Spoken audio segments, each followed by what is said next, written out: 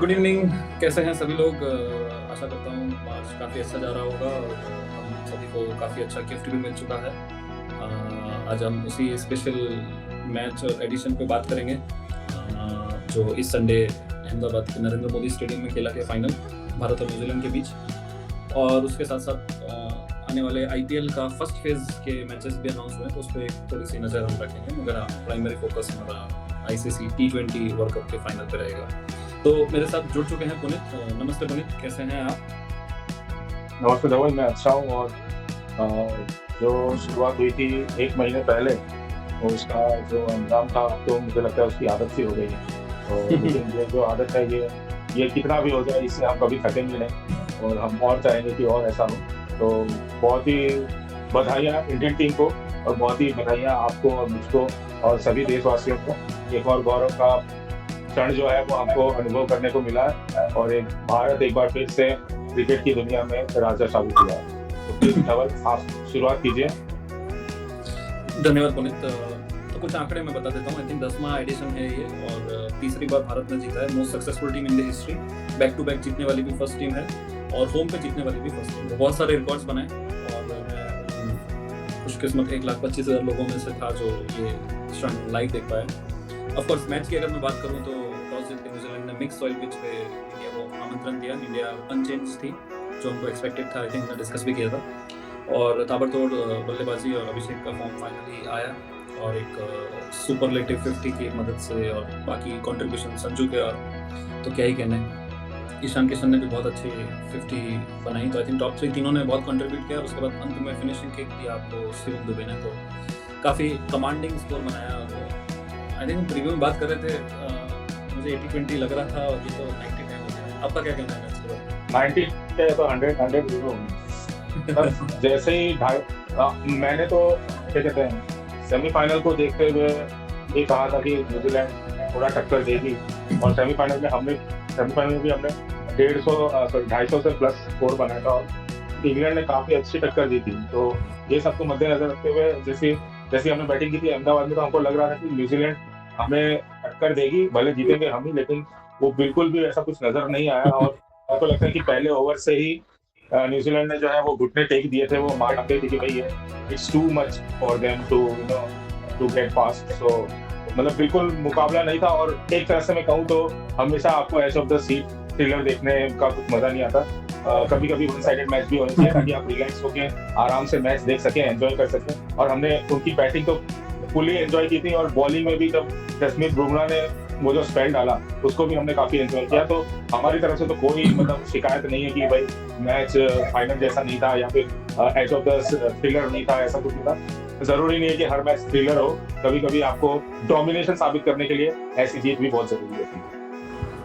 जी बिल्कुल, मैं एक और पॉइंट पे आऊँगा। आई थिंक हमने बहुत चर्चा देखी, बहुत नेगेटिव वर्ड्स भी सुने, पनौती जैसा एक बहुत ही ना यूज़ करने वाला वर्ड भी सुना। तो मैं तो बहुत खुश हूँ कि आई थिंक हम लोगों ने पहले भी डिस्कस किया था कि स्टेडियम एक ही फाइनल खाली आप हारे हैं, तो उससे आप किसी को कर्स नहीं बोल सकते। तो क्या कहना है आपका? वो स्टेडियम का जो कर्स टूटा है, लोगों के हिसाब से हम लोग तो मानते हैं कि स्टेडियम का इतना रोल नहीं है कि आप उसको ही गाली देने लगे। तो कैसा कहेंगे आप उसके बारे में? वो तो हमको पहले से पता था कि ऐसा कुछ होने वाला है नहीं। अहमदाबाद की कोई गलती नहीं है। लास्ट टाइम भी जब हम हारे थे, चाहे वो साउथ अफ्रीका के सामने आप बात करें या फिर आप 2023 वर्ल्ड कप फाइनल की बात करें, तो वो टीम कॉम्बिनेशन, टीम डिसीजन की वजह से हम हारे थे। तो अगर स्टेडियम इतने लकी अनलकी हो जाते तो जैसे मैंने एक बहुत ही अच्छे इन्फ्लुएंसर है क्रिकेट के, उनका मैंने एक रील देखा था। उन्होंने कहा था कि 1987 में जो हम सेमीफाइनल हारे थे, वो सेमीफाइनल हुआ था वानखेड़े में। तो वानखेड़े भी एक कर्सी था।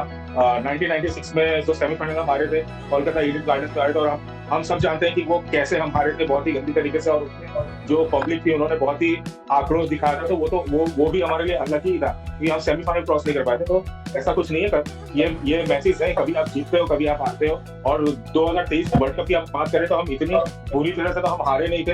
हाँ, हम अपनी डिसीजन की वजह से हारे थे, हम अपने गेम प्ले की वजह से हारे थे। और जो कि होता है, कभी आप अच्छा खेलते हो कभी आप बुरा खेलते हो। उस दिन हमारा दिन नहीं था, उस दिन हमने अच्छा नहीं खेला इसलिए हम हार गए। शायद ऐसा इस फाइनल में भी हो सकता था, भले हम सारे पत्ते हमारी साइड थे, सब कुछ हमारे लेकिन वन बैड डे हो सकता है, जैसे साउथ अफ्रीका के अगेंस्ट था, हमने पूरी वर्ल्ड कप से पहले हमने पूरा डोमिनेट किया है, हम सारे मैचेस खेलते हैं, लेकिन साउथ अफ्रीका के अगेंस्ट जब हम खेल रहे थे तो उस दिन हमारा दिन अच्छा नहीं था, उस दिन हमारे बैटर्स हमारे बॉलर्स नहीं चले अच्छे, तो उस दिन हम हार गए। तो ऐसा एक आध दिन तो हो जाता है, तो उसके अंदर आप स्टेडियम को सीधा कर्ज बोलने लगो, पनौती बोलने लगो। मुझे पता है कि भाई अभी कुछ एक सेक्शन ऑफ लोग हैं जो प्रेजेंट गवर्नमेंट से खुश नहीं है और काफी कुछ चीजें उनके अगेंस्ट बोलते रहते हैं। तो ये जो स्टेडियम है हमारे माननीय प्रधानमंत्री जी के नाम का है, तो इसके लिए उस ये स्टेडियम को भी वो लोग इस तरीके से वो ले जाना चाहते हैं। लेकिन जो ट्रू क्रिकेट फैंस हैं, जो क्रिकेट स्टार्टिंग से देख रहे हैं, जो क्रिकेट की असली रिस्पेक्ट करते हैं, वो उनको पता है कि भाई ये कोई कर्ज नहीं है, ये जो at the end of the day आप कैसा खेल रहे हैं, आप कैसा नहीं खेल रहे हैं, उस पर डिपेंड करता है। जी बिल्कुल, बहुत ही एप्ट बात आपने कही। और आई थिंक ये स्टेडियम तो one of the proud sir India के लिए, क्योंकि ना कोई लाइट टावर है, सारा लाइट्स स्टेडियम के रूफ पे है और आप इजीली ड्रोन शो और वो सब कर सकते हैं, क्योंकि बाकी स्टेडियम में आप करने जाओगे तो 15 मिनट आपको लाइट को ऑन ऑफ करने में लगेगा। तो वो सारे टेक्निकलिटीज जो चैलेंजेस हैं वो स्टेडियम में नहीं है, मॉडर्नाइज स्टेडियम है, तो मेरे लिए तो ये प्राउड है इंडिया के लिए, अनलाइक दिकर्स। आई एम ग्लैड कि इंडिया ने इस पे जीता और I think we all can move on. तो चलिए मैं आपसे वर्ल्ड कप की बात करता हूँ।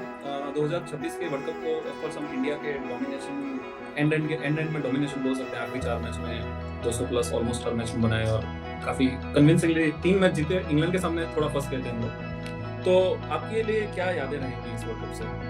बैटिंग, बॉलिंग, कैचिंग में आपको कोई कैच याद हो? मतलब what would you take from this world? Life lesson Sanju Samson का जो रहा है, हम पिछले 1 साल से 1.5 साल से उनके बारे में चर्चाएं हो रही हैं, उनको मौके मिलते हैं, वो भुना नहीं पाते हैं और बाद में फिर मतलब ये हमने कभी सोचा नहीं था कि ऐसा कुछ होगा। उनको मौका मिला और उन्होंने मौके पे जो लपका इस बार, मतलब इस बार उन्होंने जो किया है वो मतलब मेरे ख्याल से और कोई नहीं कर सकता। तो इससे हमें लाइफ लेसन मिल रहा है कि भाई you just do your work, do your hard work, आप करते रहिए, हैंग इन देयर और ऊपर वाला आपके लिए, आपने जो सोचा है उससे भी बेटर आपके लिए ऊपर वाले ने सोच के रखा है। तो प्लीज डोंट लूज पेशेंस और do your hard work, have faith in almighty and one day you will get to what you are aiming for। तो संजू सैमसन की स्टोरी देख के तो मुझे यही सीख मिली है कि भाई आपको हिम्मत नहीं करना है और आपको जो आप जिस काम में आपका मन लग रहा है, जो काम आप कर रहे हैं, बस उसको करते जाइए, फल जो है वो आपको मिलेगा। तो मेरे लिए तो इस वर्ल्ड कप में जो जीत की खुशी मिली है, उसके साथ साथ जो ये लेसन मिला है, वो मैं तो कभी नहीं भूल पाऊंगा और मुझे लगता है कि मेरे साथ काफी लोग मेरे बात से एग्री भी करेंगे। जी बिल्कुल, मैं तो डेफिनेटली एग्री करता हूँ और संजू के बारे में आप बात कर चुके हैं इसलिए मैं नहीं रिपीट करूंगा, मगर मैं नाम लूंगा जसप्रीत बुमराह का। आई थिंक मेरे को पता है कि बहुत लोग बहुत तारीफ करते हैं, मैं भी शायद रिपीट करूंगा, बट क्या स्पेल डाला है ना। वेरी ग्लैड कि फाइनल में उन्होंने जसप्रीत बुमराह को मैन ऑफ द मैच दिया। रियलाइज किया कि हाई स्कोरिंग मैच में आपको समटाइम्स बॉलर को रिवॉर्ड देना चाहिए। तो I was very glad and I think एक टाइम के बाद तो ऐसा लगने लगा था कि वो सिर्फ बॉलिंग करेंगे और ये लेवल पे उनका क्लास दिखा। तो मेरे लिए Jasprit Bumrah would be one of the, मतलब जो पूरा उन्होंने, आई थिंक एक भी मैच मुझे याद नहीं है जहाँ पे स्ट्रगल। और आई थिंक मुंबई जहाँ पे इंडिया ने 250 के सामने ऑलमोस्ट 246 कंसीड किया था, वहाँ पे भी आई थिंक जसप्रीत बुमराह के 2 ओवर थे 16वां और 18वां, जो हमें नहीं भूलना चाहिए, जो आई थिंक हमको फाइनल तक ले जाने में काफ़ी मदद। तो मेरे लिए ये 2 परफॉर्मेंस काफ़ी स्पेशल रहेंगे। ऑफ कोर्स बाकी सारे भी हैं मोमेंट्स, बट आई थिंक ये 2 के साथ में चलता है। ओके, मूविंग ऑन, कोई ऐसी टीम या कोई ऐसा मैच जो आपको लाइफ टाइम याद रहेगा? लाइफ टाइम तो देखिए, इंडिया के मैचेस अगर आप हटा दें, अगर आप इंडिया में 3 मैचेस बात ना करें, तो हमने पहले भी बात किया हुआ है साउथ अफ्रीका और अफगानिस्तान का जो मैच हुआ था जिसमें डबल सुपर ओवर हुआ था, तो वो काफी रेयर मैच था। ऐसा मतलब इंटरनेशनल मैचेस में ऐसा मैच काफी कम देखने को मिलता है। अफगानिस्तान ने 2 बार एक्सपीरियंस कर लिया है डबल सुपर ओवर का, लेकिन काफी कम देखने को मिलता है। और ऐसे मैचेस अगर वर्ल्ड कप में हो जाए तो मतलब ये मैच जो था, ये मैच जो हुआ, इसके बाद से जो वर्ल्ड कप का इस वर्ल्ड कप में काफी रोमांच बढ़ गया और ये वर्ल्ड कप काफी लोग देखने लगे और काफी एक्साइटिंग हो गया था उस मैच की वजह से। तो मैं उस मैच को मतलब मैच ऑफ दिस टूर्नामेंट कहूंगा मैं, काफी इंटरेस्टिंग मैच था जी। मेरे लिए तो लाइव अनुभव था तो और सुहावना रहेगा, मतलब मैं तो उसको शायद कभी नहीं भूल पाऊंगा। बार बार हम उठ रहे थे और फिर बैठ रहे थे, ऐसा सीन था। उसके अलावा अगर मैं याद रखूंगा तो मेरे लिए इंग्लैंड नेपाल का मैच मैं याद रखूंगा। I think just because of the share support जो नेपाल को मिला था। I think associate nation India में आता है और मुंबई पूरा भर जाता है, मैंने ऐसा नहीं देखा। आई थिंक इस टूर्नामेंट में वैसे क्राउड अटेंडेंस बहुत अच्छा रहा, स्पेशली इंडिया के मैचेस में, मतलब इंडिया में जो भी मैचेस हुए उसमें। बट नेपाल इंग्लैंड मैच तो मेरे लिए यादगार रहेगा। वो जो सी ऑफ ब्लू जो हम इंडिया के लिए बोलते हैं, वो सी ऑफ ब्लू नेपाल के लिए आया था, तो आई थिंक वो मेरे लिए एक मेमोरी रहेगा। और अगर वो लास्ट ओवर में 10 रन बन गए होते तो नेपाल हिस्ट्री क्रिएट कर देता। तो आई एम स्टिल हैप्पी कि नेपाल ने एक विन ले ली इस टूर्नामेंट में, तो उनका वर्ल्ड कप में डेब्यू जो विन का था वो हो गया। आई थिंक इंग्लैंड नेपाल मेरे लिए काफ़ी स्पेशल मैच था, तो मैं डेफिनेटली फैन रहा हूँ एसोसिएट का, एंड आई एम हैप्पी कि ICC is continuing expanding teams. तो ओके, एनी मोर मोमेंट्स या चीज़ जो आपको वर्ल्ड कप से याद आती है? मैं आपसे पूछना चाहूंगा, अभी वर्ल्ड कप तो हमने काफी एंजॉय किया, हम जीत भी गए, अभी हमने एंजॉय किया, हम जीत भी गए, काफी अच्छे अच्छे परफॉर्मेंस देखने को मिले। संजू सैमसन की एक शानदार इनिंग्स, इतना तीनों मैच में, तीनों क्रूशियल मैच में इतनी शानदार इनिंग्स देखने को मिली। जसप्रीत बुमराह का काफी शानदार स्पेल देखने को मिला आपको सेमीफाइनल और फाइनल में। तो इतना, और हमने अभी साउथ अफ्रीका अफगानिस्तान की बात की या फिर इंग्लैंड नेपाल की बात की, तो इतने सारे मैचेस हुए, इतने सारे यादगार मैचेस हुए। तो आप इस वर्ल्ड कप का प्लेइंग 11 अगर आपको चूज करना होगा तो आप कौन से 11 प्लेयर को चूज करोगे? डिफिकल्ट है, आई थिंक हम दोनों को मिलकर बनाना चाहिए। तो मैं ओपनर से स्टार्ट करता हूँ। डेफिनेटली संजू सैमसन मेरे एक ओपनर होंगे without a shadow of doubt, और मैं उनके साथ पार्टनर करना चाहूँगा एडन मार्करम को। मेरे को पता है दोनों राइटी है, मगर एडन मार्करम ने मुझे बहुत इंप्रेस किया है। तो मैं Aiden Markram slash Finn Allen, I think इन दोनों में मैं कंफ्यूज हूँ, तो मैं इसलिए दोनों को रख रहा हूँ। आई थिंक ये मेरे ओपनर्स रहेंगे। 3, 4, 5 में भी आप बता सकते हो। 3 नंबर पे बट ऑब्वियस है ईशान किशन रहेंगे, क्योंकि ईशान किशन का काफी अच्छा वर्ल्ड कप रहा है और काफी अच्छा कमबैक रहा है। जैसे संजू सैमसन की एक स्टोरी रही है, वैसे ईशान किशन की भी एक स्टोरी रही है इस वर्ल्ड कप के लिए। तो 3 नंबर तो बट ऑब्वियस है ईशान किशन रहेंगे। और 4 नंबर पे आई थिंक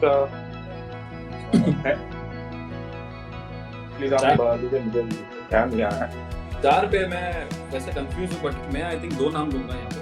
आई थिंक एक तो मुझे 4 नंबर पे इम्प्रेस किया है दीपेंद्र सिंह घेरी ने। आई थिंक उसने काफ़ी कंसिस्टेंटली परफॉर्म किया, बट सिर्फ 4 ही मैच खेले इसलिए ज़्यादा बड़ा आंकड़ा नहीं है। बट अगर मैं बाकी टीमों से कंपेयर करके अगर बात करूँ तो मे बी मैं 4 नंबर पे रखना चाहूँगा सिमरन हेटमायर को। वैसे वो 3 नंबर के खिलाड़ी हैं, बट आई थिंक उन्होंने काफ़ी इम्प्रेस किया है इस टॉप ऑर्डर के पोजीशन पे, और काफ़ी कंसिस्टेंटली उन्होंने बहुत ही तेज़ इनिंग्स खेली।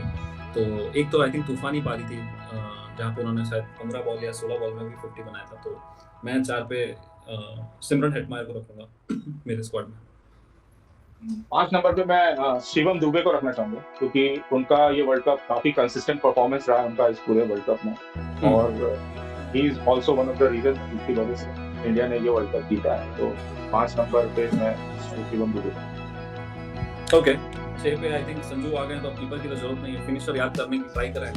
तो अगर मैं इंडिया की बात करूँ तो पंड्या मेरे को याद आते हैं, बट पंड्या ने उस हिसाब से रन नहीं बनाए जो शायद मेरी आईसीसी टीम में आने लायक हो as a batter only. Pandya I think has perform more as a bowler.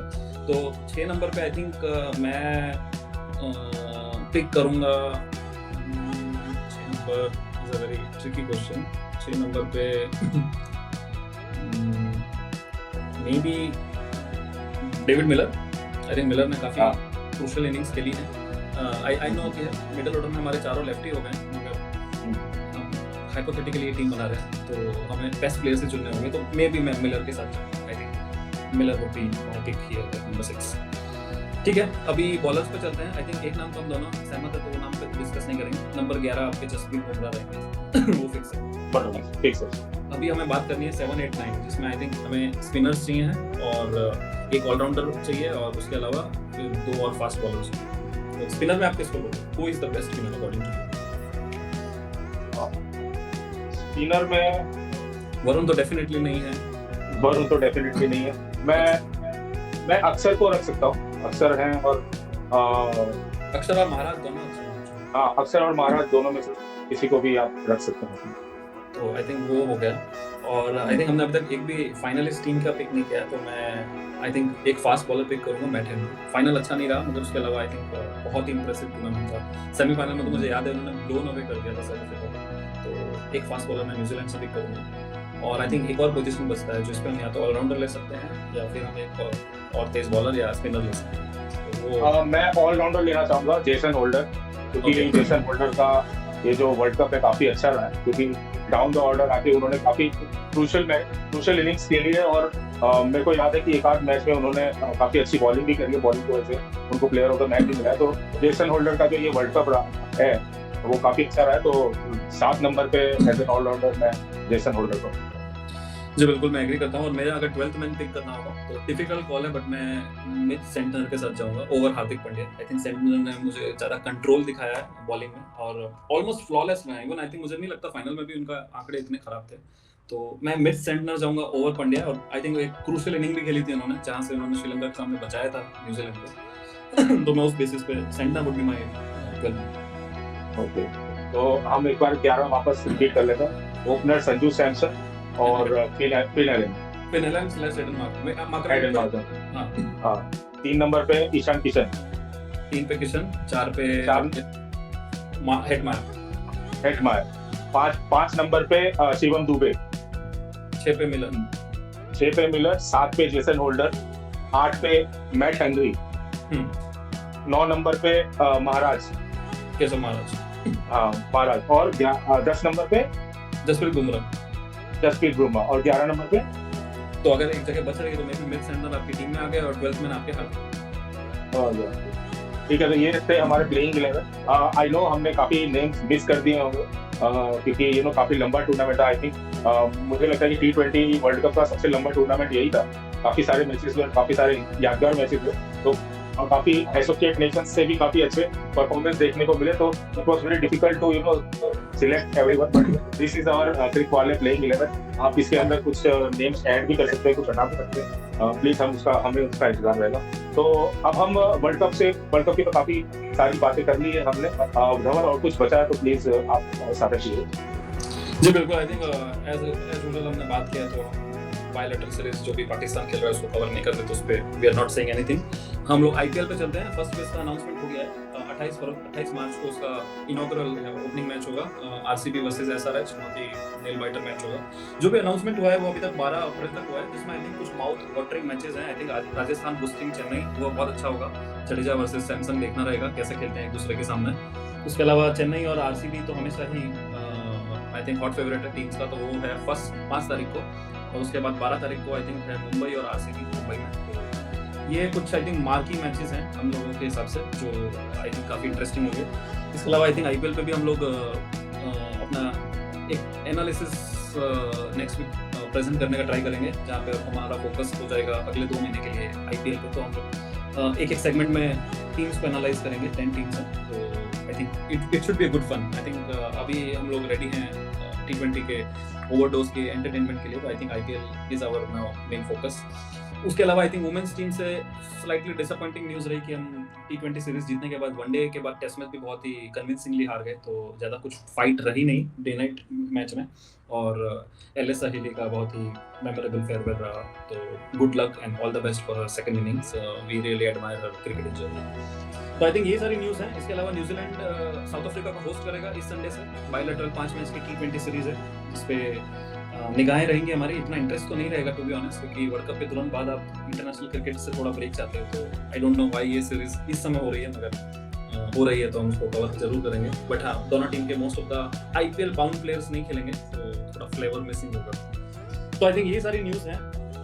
इसके अलावा आई थिंक गुजरात ने मैथ्यू हेडन को हायर किया as a batting coach, so that's a big news from the IPL. I think Matthew Hayden is a big figure. हम लोग जो 2000 में cricket देखने वाले रहे हैं वो हमेशा जानते हैं। तो ये थी आई थिंक कुछ और updates apart from the memorable world cup जो हम लोगों ने डिस्कस किया।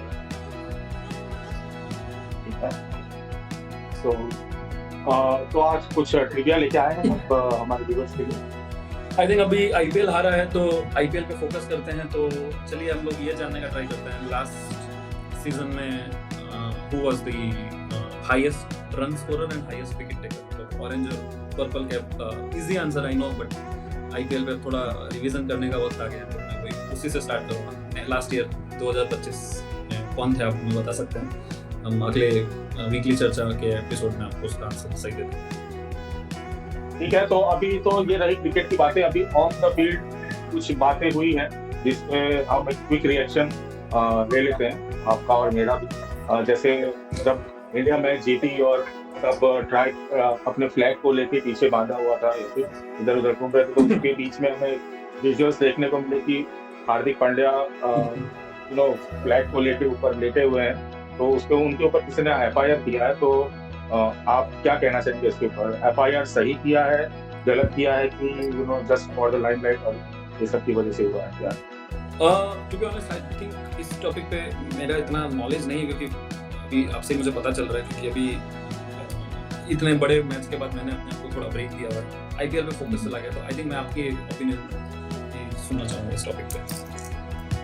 आई थिंक मुझे लगता है कि जो एफआईआर किया है वो बहुत बड़ी चीज हो गई है। बहुत ऑब्वियस है, आपने अगर देखा है तो आप उनको मतलब आप उनको समन दे सकते हैं, आप उनको थोड़ा हिदायत दे सकते हैं, वार्निंग दे सकते हैं, लेकिन इतना बड़ा कदम उठाने की कोई जरूरत नहीं थी, क्योंकि उस टाइम माहौल ऐसा था और सब अपने लव्ड वन के साथ घूम रहे थे, तो वो इंटेंशनली तो उन्होंने बिल्कुल नहीं किया होगा। ये जो चीज हुई है उनसे, तो एफआईआर तो बहुत बड़ी चीज हो गई। हाँ, आप उनको वार्निंग दे सकते थे, अगर ऐसा होता तो परसेंटेज ऑफ मैच की काट लेते तो भी हमको समझ में आ जाता, लेकिन एफआईआर आई थिंक बहुत ज्यादा हो गया। तो मैं तो उससे एग्री नहीं करूंगा, और मुझे लगता है कि काफी सारे लोग इससे एग्री नहीं करेंगे। मैं भी नहीं करता। FIR is way too much, specially for a man who was one of the key figure हो या now, but still he was one of the men who represented us at the very highest level. तो मैं भी इससे बिल्कुल सहमत नहीं, but हाँ, caution should have been the case. और कुछ फैक्ट्स मैं इस फाइनल का बताना चाहूंगा। जैसे स्टार्टिंग में हमने डिस्कस किया कि इंडिया जो है वो पहली टीम बनी डिफेंड करते हुए टाइटल को जीतने का, पहली होम टीम बनी T20 वर्ल्ड कप जीतने का। और एक फैक्ट और मैं बता देता हूँ कि इंडिया ने न्यूजीलैंड को T20 वर्ल्ड कप में पहली बार ही हराया। इसके पहले इंडिया ने न्यूजीलैंड को कभी हराया नहीं था। तो ये भी एक बहुत ही मतलब अमेजिंग फैक्ट है कि सीधा हराया तो सीधा फाइनल में ही हराया। तो ये काफी सारे बातें हैं वर्ल्ड कप की। अब हमारा जो फोकस है अब आईपीएल पे शिफ्ट होगा नेक्स्ट वीक से, और हम जैसे धवल ने कहा कि हम